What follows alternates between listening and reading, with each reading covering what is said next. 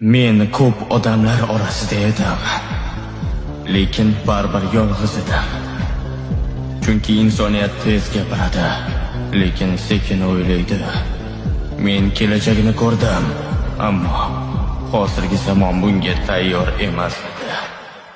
Ba'zan eng og'ir og'riq bu tushunilmaslik. Men hayotimni haqiqatga bag'ishladim. Hayot esa menga sukut berdi. Yolg'izlik meni sindirmadi, lekin sovutdi. Odamlar meni g'oyalarimdan foydalandi, lekin ismimni unutdi. Men dunyoni yoritdim, ammo o'zim qorong'ulikda qoldim. Buyuk fikrlar ko'pincha noto'g'ri vaqtda tug'iladi. Shuning uchun ham meni eslashdi, lekin juda kech.